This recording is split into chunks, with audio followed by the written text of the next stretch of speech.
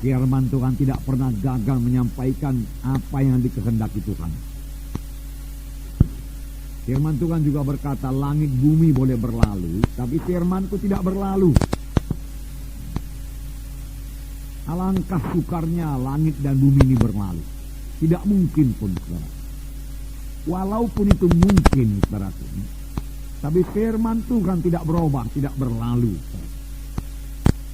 Biarlah kita percayai sepenuhnya firman Tuhan ini, karena firman Tuhan sangat teguh, tidak bergoyang, sangat stabil, tidak berubah.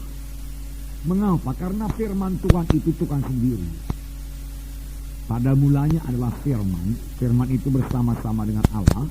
Firman itu adalah Allah sendiri. Firman itu juga Allah. Tuhan itu tidak berubah. Oleh sebab itu firman Tuhan tidak berubah.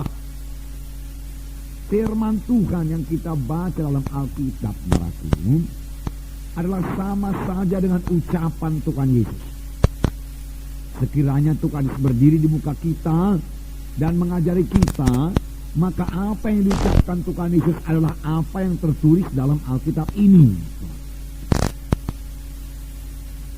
Tuhan Yesus tidak akan keluar daripada firman-Nya. Oleh sebab itu kalau kita mau mengenal Yesus, kita kenal lagi firman-Nya lebih dalam. Kita mau kenal saudaraku jalan-jalan Tuhan, kehendak Tuhan, kita kenal firman-Nya. Sebabnya buku Kolose mengatakan, hendaklah perkataan Kristus itu diam dalam kamu dengan limpahnya, dengan segala kekayaannya. Jadi firman Tuhan kita berikan tinggal dalam hati kita dengan segala kekayaannya, jangan dengan miskinnya. Yaitu biarlah kita sebagai spons, ya saudaraku, yang mengisap air, ya. Spons itu saudaraku yaitu satu busa, satu karet, saudaraku, itu dari bahan plastik, itu saya kurang ngerti, tapi kalau dicelupkan dalam air dia isap air itu, ya.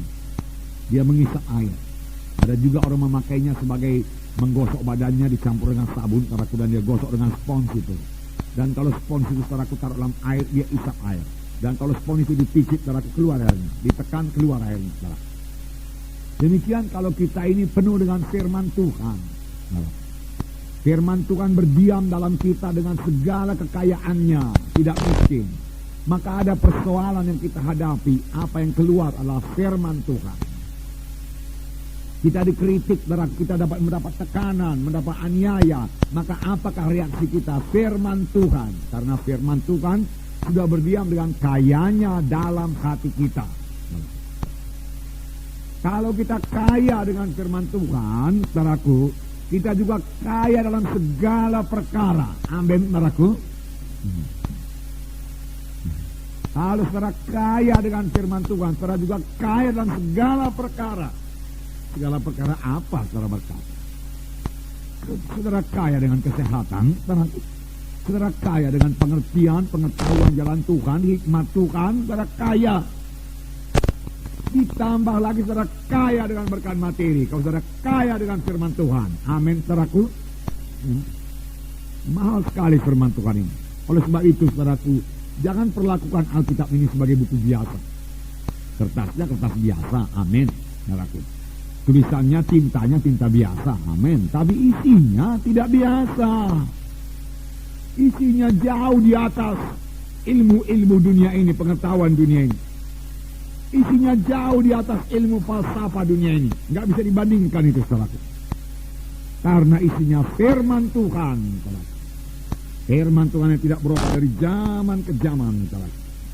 Sebenarnya Tuhan mau menunjukkan kuasanya dalam sidangnya. Karena Tuhan kita itu namanya ajaib. Saudaraku, tiap-tiap kali Tuhan bergerak mesti ajaib. Mengapa gereja kurang mujizat Tuhan? Harus ada mujizat Tuhan. Mujizat itu membawa sukacita, membawa iman.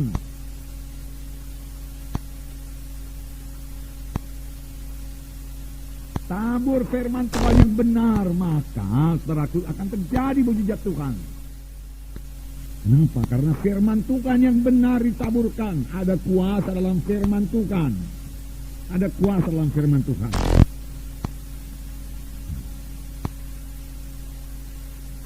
Saudaraku, waktu Tuhan Yesus menyembuhkan, yang dipakai Tuhan Yesus hanya firman Tuhan.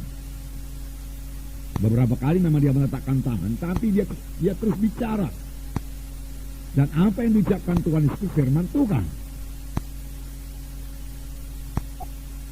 Seorang yang sakit tepok diusung 4 orang, saudara sudah tahu ceritanya, mau berjumpa dengan Yesus dalam satu rumah di Kapernaum, karena Tuhan lagi mengajar di Kapernaum.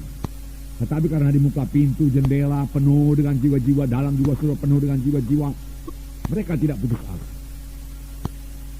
Mereka percaya pada Yesus. Siapa saja yang percaya pada Yesus pasti menerima kuasa Tuhan. Sampai sekarang. Lalu dia naik ke loteng, dia buka atap, dan dia buka loteng, dia ulurkan orang sakit tepok itu ke bawah. Tepat di muka Yesus. Marahkah Tuhan Yesus? Tidak. Apakah dikatakan Tuhan Yesus? Kukatakan kepadamu, anakku, bangkit, angkat tempat tidurmu, berjalan. Orang itu percaya, dia bangkit, dia angkat tempat tidurnya, dan dia berjalan.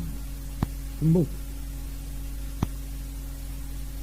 Tuhan Yesus mengucapkan firman Tuhan. Firman Tuhan yang diucapkan itu berkuasa. Dan itu tertulis dalam Alkitab. Kalau Yesus, saudaraku, berdiri di sini, dia akan mengatakan hal yang sama juga. Bertobatlah, sebab kerajaan surga sudah dekat. Dia akan berkata demikian.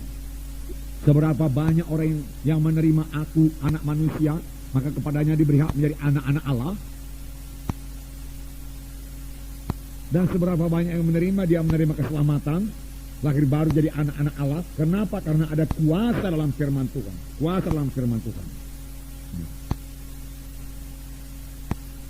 Jadi saudaraku, percayai. Dari firman Tuhan ini juga kita mengenal kehendak Tuhan. Orang yang sakit kusta berseru kepada Yesus. Yesus, anak Daud, kalau engkau mau, engkau sanggup menyembuhkan aku.